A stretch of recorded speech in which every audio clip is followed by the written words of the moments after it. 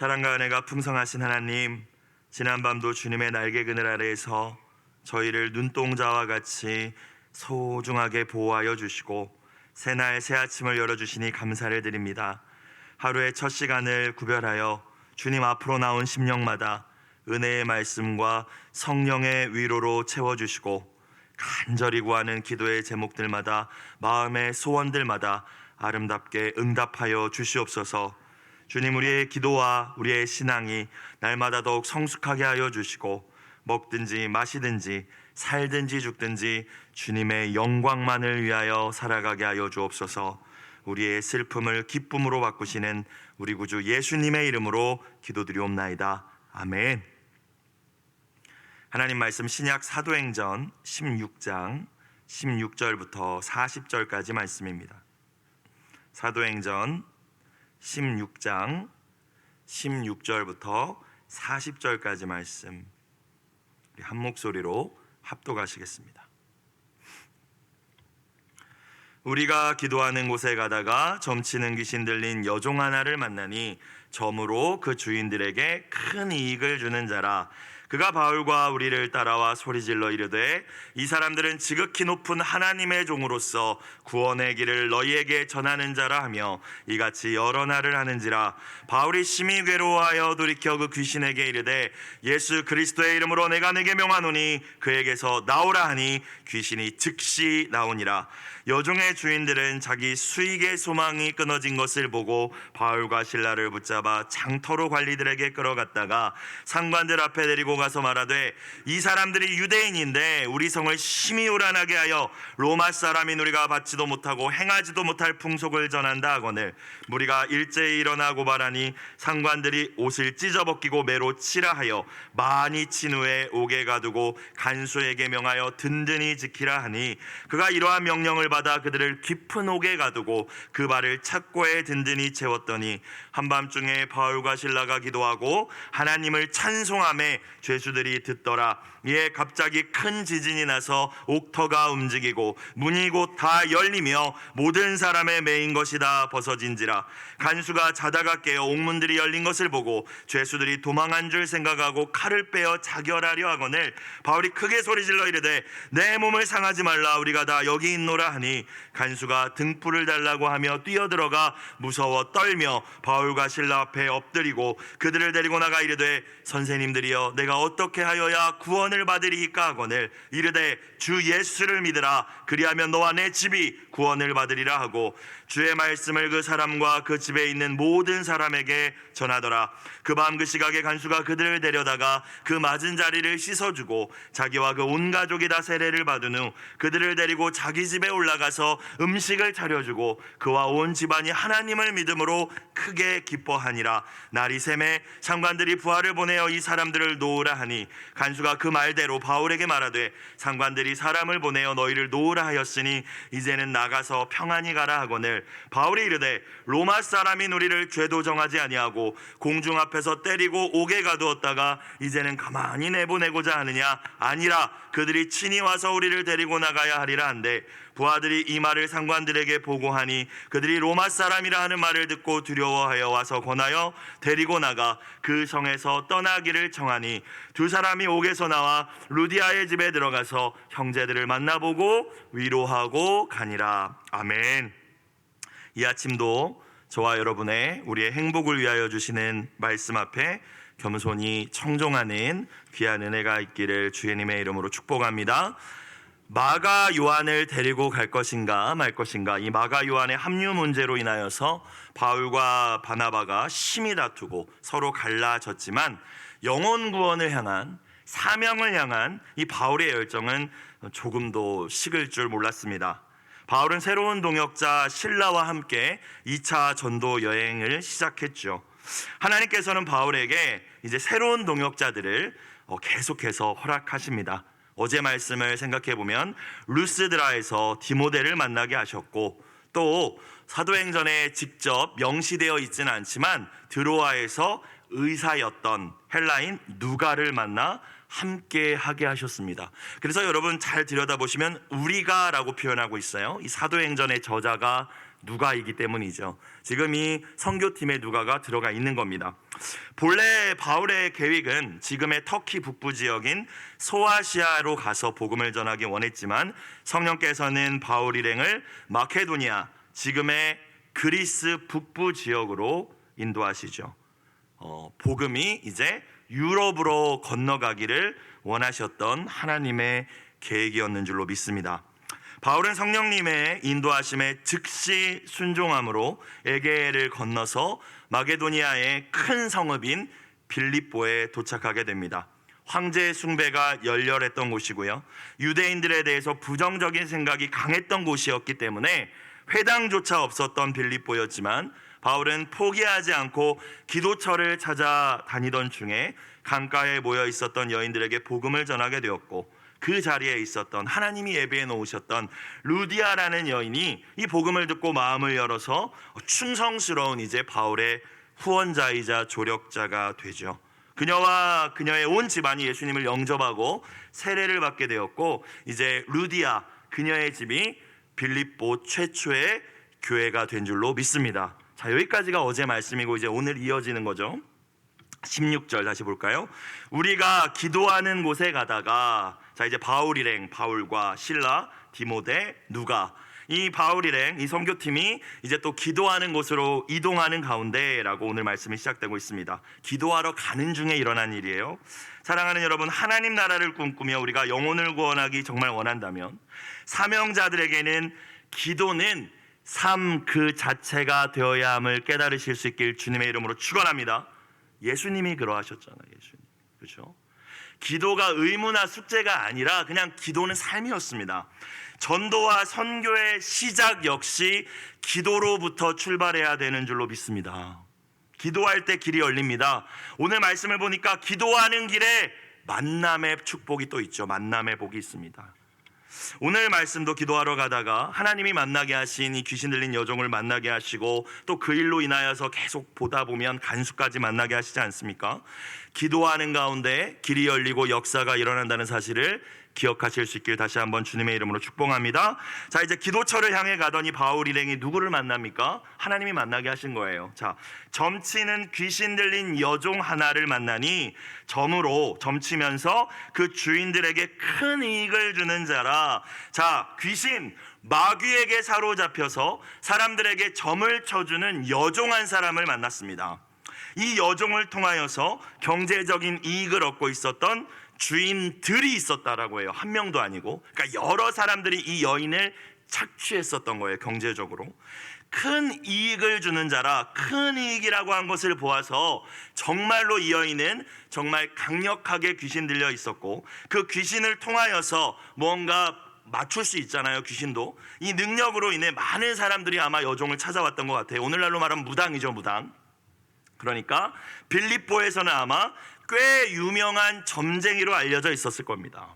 아, 걔 용해. 걔한테 가니까 그냥 다 맞추던데. 그러니까 큰 돈을 벌었겠죠. 근데 그 돈을 벌어서 다 주인들이 가져갔다는 겁니다.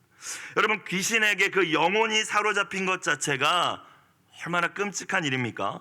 얼마나 불쌍한 영혼입니까? 게다가 그렇게 점을 쳐서 번 돈을 자기가 쓸 수 있는 것도 아니었어요.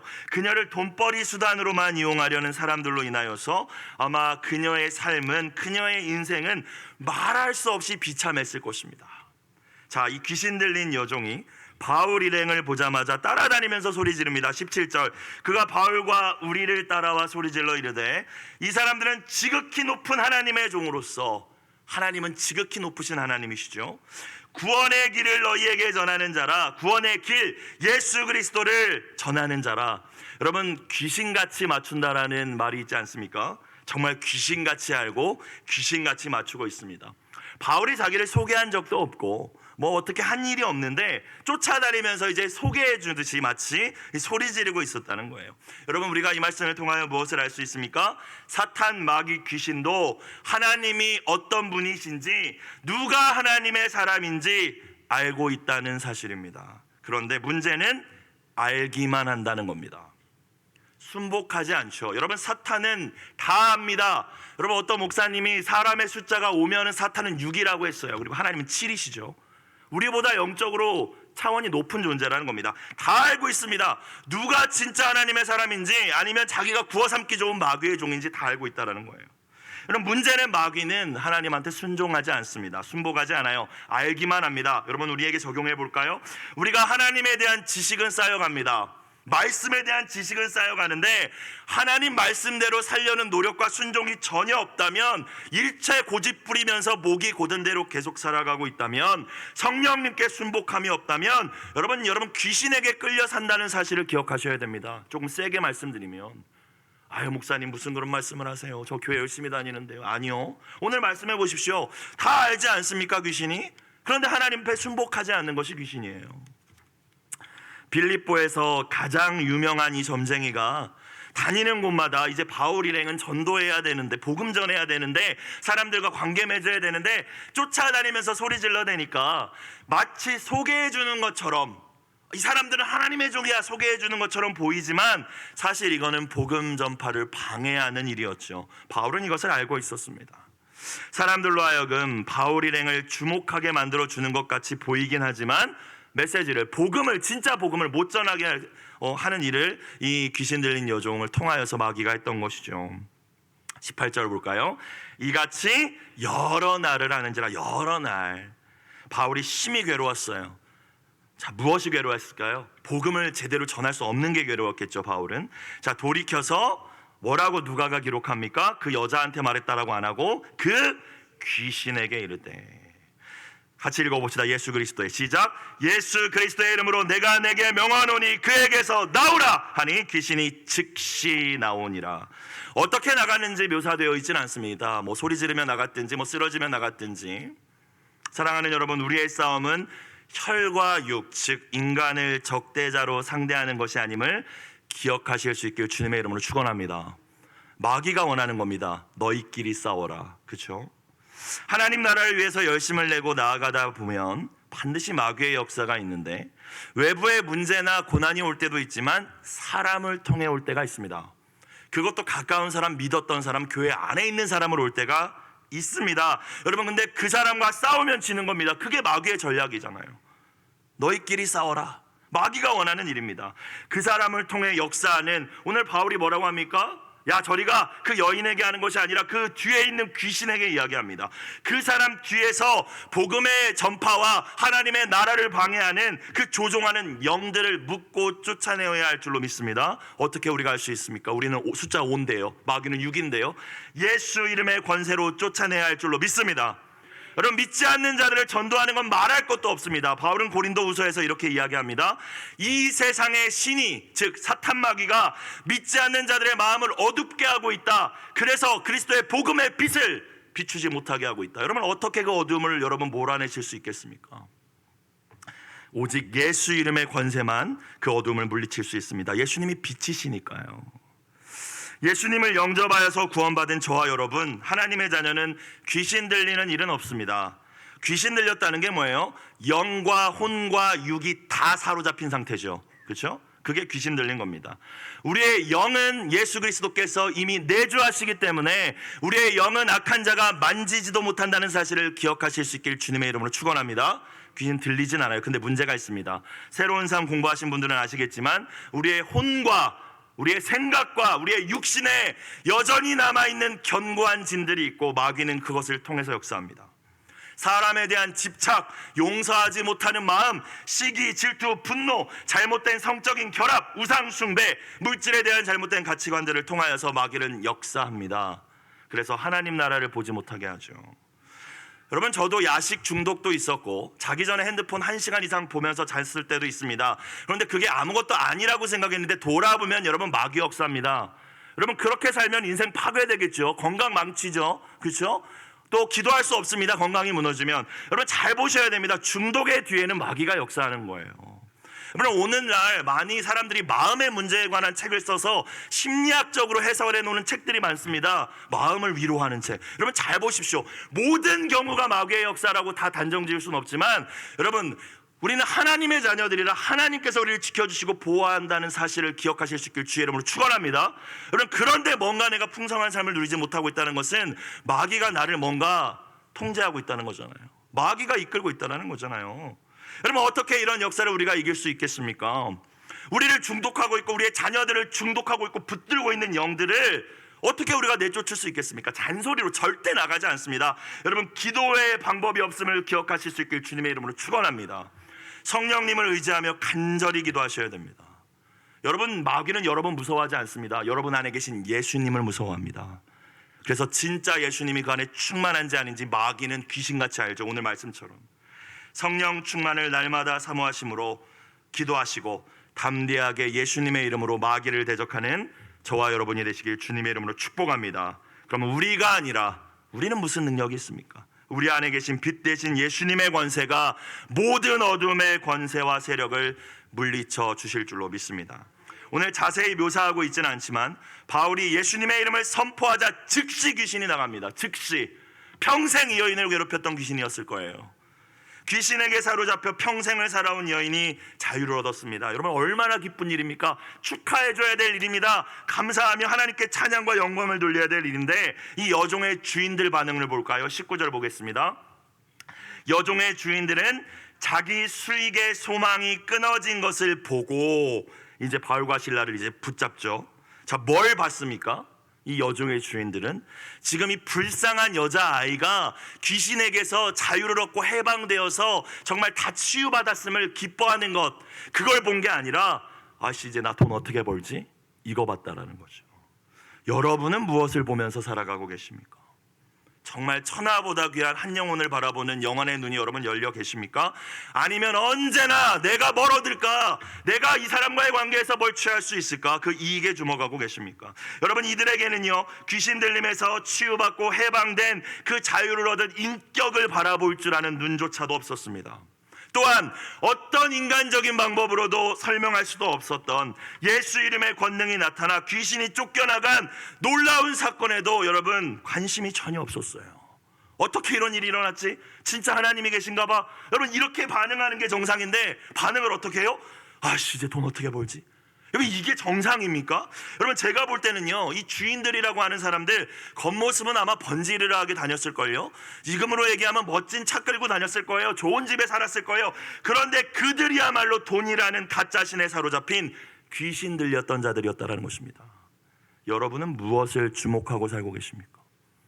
여러분은 무엇을 바라보며 살고 계십니까?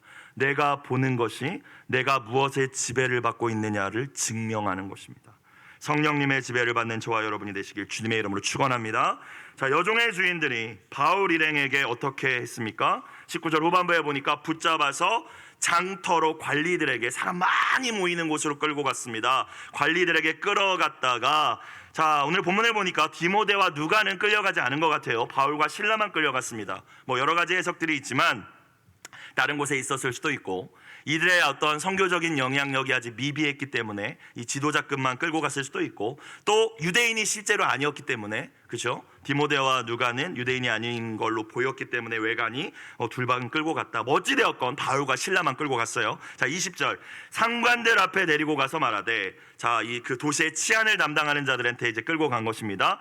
이 사람들이 뭘 이야기합니까? 유대인인데, 자, 이 빌립보는 유대인들에 대한 혐오가 있었습니다. 그래서 웬만한 지역에는 이 디아스포라 유대인들을 위해서, 흩어져 사는 유대인들을 위해서 10명만 모이는 곳에는 항상 회당이라는 곳이 있었어요. 근데 이 빌립보는 회당조차 없었습니다. 그래서 고소할 때 이 유대인 혐오 감정을 부추기는 거예요.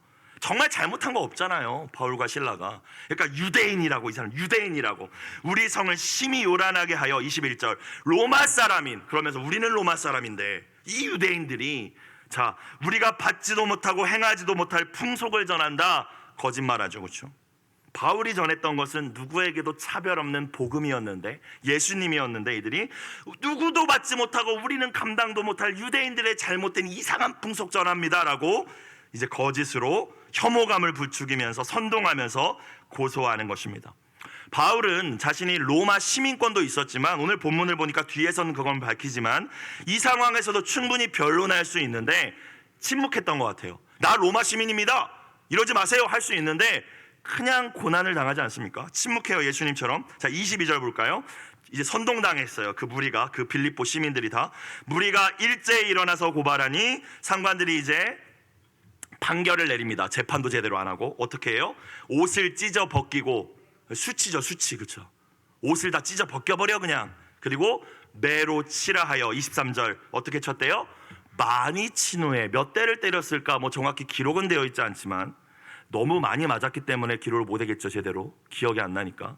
여러분, 원어적인 의미를 보니까 살이 다 터져서 막 어찌할 바를 모르는 상태까지 맞았다라고 하는데, 그렇게 때린 후에 옥에 가두고 간수에게, 옥을 지키는 자에게 뭐라고 명령합니까?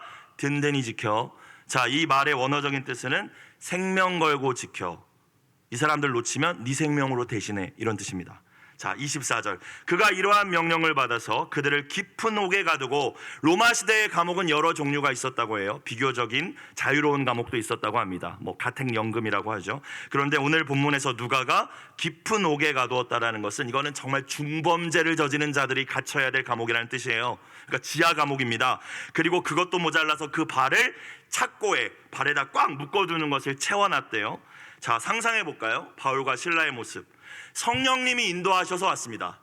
성령님께 순종해서 빌립보에 왔고, 성령님이 하라는 대로 했고, 예수 이름으로 복음 전했고, 예수 이름으로 귀신 쫓아냈는데, 지금 바울과 실라가 당한 처지가 뭡니까? 옷은 다 찢어졌어요. 매 맞은 곳의 상처는 이루 말할 수 없이 아픕니다. 춥고 배도 엄청 고팠을 거라고 저는 상상을 할 수 있을 것 같아요. 또 발이 착고에 채워져 있다는 사실은 편한 자세로 잠잘 수 없다는 겁니다. 발에 착고가 채워져 있다는 것은 누워 쉴 수 없었다는 거예요. 이 밤중에도. 밤은 계속 깊어지는데 아프고 잠도 잘 수 없는 상황. 만약 제가 바울이라면 저는 안 했을 겁니다. 이제 포기했을 거예요. 목회 안 합니다 라고 했을 거예요. 여러분, 근데 바울과 실라 뭐라고 합니까 오늘? 바울과 실라가 뭐라고 오늘 어떤 반응을 보입니까? 25절 같이 읽습니다. 시작. 한밤중에, 가장 아프겠죠. 한밤, 밤이 깊어지면 바울과 실라가 뭐하고? 기도하고 또 뭐 했어요? 하나님을 찬송하며. 어떻게 이게 가능할까요? 어떻게 도대체 이게 가능할까요? 여러분, 하나님을 찬송했다는 구절을 통하여 우리가 알 수 있는 것은 감옥에서 나가게 해주세요, 감옥에서 나가게 해주세요, 이런 기도 드렸다는 의미가 아니지 않겠습니까? 그런 기도를 드렸다면 찬송했다라는 표현을 굳이 기록하지 않았겠죠. 아마 이전 말씀에도 나왔듯이 사도들이 복음 전하다 핍박받았을 때의 반응과 같이, 아, 내가 예수님을 위해서, 복음을 위해서 이런 고난에 동참할 수 있다니 감사하며 찬양했을 줄로 믿습니다. 그리고 죄수들이, 같이 갇혀있던 이들이 이걸 들었대요. 아마 속으로 생각했을 거예요. 미친놈들이라고. 미친 거 아니야? 도대체 예수가 누구야? 하나님이 누구야? 지금 찬양, 저렇게 노래가 나와? 조용히 좀 해! 막 그랬을 거예요. 자, 맞습니다, 여러분. 그들은 정말 예수님에게 미쳐 있었고 복음 전도의 사명에 미쳐 있었죠. 그래서 예수에게 미쳤기 때문에 말로 형용할 수 없을 정도로 고통스러운 상황 속에서도 하나님을 찬양할 수 있었던 것입니다. 저와 바울이 다른 점, 바울은 예수님에게 미쳐 있고 저는 그러지 않다는 거예요. 여러분은 어떠십니까? 우리가 고난을 만날 때마다 아유, 때려쳐야지, 안 해야지, 난 다 떠나버려야지, 왜 이렇게 반응합니까? 예수에게 붙잡혀 있지 않아서 그렇습니다. 예수님에게 사로잡혀 있지 않아서 그렇습니다. 26절, 자, 역사가 일어납니다. 이에 갑자기 뭐가 났어요? 큰 지진이 나서 옥터가 움직이고 문이 곧 다 열리며 모든 사람의 메인 것이 다 벗어진지라. 여러분, 지진 났다고 해서 감옥 문이 열리진 않습니다. 무너질 수는 있겠지만. 그리고 지진이 났다고 해서 딱 그 수갑이나 착고만 팍 열린다는 것은 아주 신비한 일이죠. 그러니까 하나님이 개입하셔서 역사하셨다는 걸 보여주는 것입니다. 여러분, 언제 하나님의 일하심을 우리는 경험할 수 있습니까? 왜 우리가 이 시대에 수많은 크리스찬들이 있지만, 교회 안에 수많은 사람들이 있지만 하나님의 살아계시는 놀라운 표적과 기사와 역사를 왜 경험하지 못합니까? 예수님께서 언제나 기적을 베푸실 때 뭐라고 하셨어요? 내 믿음대로 될지어다라고 하셨습니다. 여러분, 우리의 믿음을 점검해 봅시다. 선하신 그 하나님 여러분 진짜 신뢰하십니까? 전적으로 99%의 신뢰는 신뢰가 아닙니다. 전적인 신뢰만 신뢰입니다. 하나님은 선하시며 하나님은 사랑이시다. 시편의 고백과 같이 하나님의 선하심과 인자하심을 의심하지 않는 게 신뢰입니다.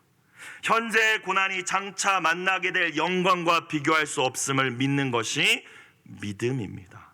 이 믿음이 있을 때 저와 여러분 또한 고난 중에도 기도하며 찬양할 수 있게 될 줄로 믿습니다. 그리고 그때 기적은 일어납니다. 그럼 우리는 왜 기적을 못 보는가? 잘 고민해 봐야 되는 말씀이라는 것입니다. 우리가 또 한 가지 주목해야 될 사실은 바울과 실라의 감옥만 열리지 않았습니다. 그죠? 바울과 실라가 찬송했는데 바울과 실라만 풀어주시지 않았습니다. 하나님이 감옥의 문이 다 열리고 모든 사람의 매인 것이 다 벗어졌다. 여러분, 신앙생활하면서 핑계대지 마십시오. 저 사람 때문에 못해 먹겠네. 여러분, 그런 건 없습니다. 여러분, 나 한 사람이 중요하다는 사실을 기억하실 수 있길 주의 이름으로 축복합니다. 나로부터 시작되는 것입니다. 내가 진짜 믿음의 사람, 감사의 사람이 된다면 나만 행복한 게 아니라 우리의 가정과 신앙 공동체 전체가 그 행복을 누리게 될 줄로 믿습니다. 왜? 하나님 나라는 누룩과 같기 때문이죠. 빵 만들어 보셨나요? 조금 누룩 넣으면 확 퍼지잖아요. 그렇죠? 여러분이 그 복음의 누룩이 되어서 하나님의 나라를 확장시켜 나가셔야 된다는 것입니다.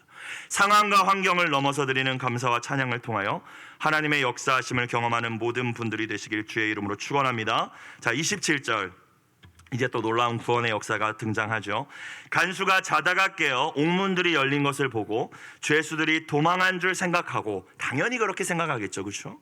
자, 어떻게 하려고 해요? 칼을 빼어서 자결하려 하였다. 어차피 사용당할 것 같으니까 칼을 빼어 자결하려 하였다. 여러분, 우리가 예수님을 아는 것이 왜 중요합니까? 예수님을 알았던 바울과 실라는 절망 가운데 찬양했고, 예수님을 몰랐던 간수는 절망을 느끼니까 자살하려고 했습니다. 그럼 예수님 전하는데 더 힘쓰실 수 있길 주님의 이름으로 축원합니다. 28절, 바울이 크게 소리질러 이르되 네 몸을 상하지 말라. 우리가 다 여기 있노라. 안 도망갔어. 괜찮아. 29절, 간수가 등불을 달라고 하며, 지하 감옥이니까 컴컴하니까 뛰어들어가 상황을 파악했겠죠. 무서워 떨며 바울과 실라 앞에 엎드립니다. 신적 경외감을 느낀 거죠. 이게 도대체 무슨 일인가. 그리고 다 열렸는데 안 도망가다니, 이 사람들 도대체 뭐지? 30절, 그들을 데리고 나가 이르되, 태도가 바뀌었습니다. 죄수로 보지 않습니다. 선생님들이여, 내가 어떻게 하여야 구원을 받으리이까? 여러분, 우리가 전도를 어떻게 해야 될까요? 물론 사람마다 성령님의 방법과 인도하심은 다양히 있겠지만, 오늘 본문만 가지고 우리가 생각해 본다면 바울과 실라의 모습을 좀 생각해 볼 필요가 있을 것 같습니다. 일단 고난을 만났는데 그 속에서 낙심하지 않았습니다. 그걸 보여줬어요. 그렇죠? 기도하고 하나님한테 변함없이 흔들림 없이 찬양했어요. 그리고 그때 옥터가 흔들리고 감옥문이 열리는 하나님의 역사가 일어났고, 이 역사를 간수가 목격했고, 이 상황 속에서도 도망가지 않은 바울과 실라를 보았습니다. 그리고 나니까 간수가 먼저 물어봤습니다. 어떻게 구원을 얻습니까? 여러분, 우리는 교회를 데려오려고 어떻게든 인간적인 방법을 쓸 때가 있어요. 물론 인간적으로 사랑해주고 섬기는 것도 중요합니다. 마음을 여는 일은 중요하니까. 그런데 오늘 말씀을 보니까요, 이 사람이 먼저 물어봅니다. 야, 어떻게 해야 내가 구원받냐? 예수가 도대체 누구냐? 먼저 물어본다는 거예요. 그때 전하죠. 31절, 이르되 주 예수를 믿으라. 그리하면 너 안의 집이 구원을 받으리라 하고 주의 말씀을 그 사람과 그 집에 있는 모든 사람에게 전하더라. 그때 전하니까 들어가서 복음이 역사합니다. 구원의 역사가 일어났어요. 여러분, 영적인 세계에 관심이 1도 없는 사람들을 우리가 어떻게 교회로 끌고 와서 예수님 믿게 하실 거예요? 전혀 관심 없습니다. 세상에 있는 우리의 자녀들은.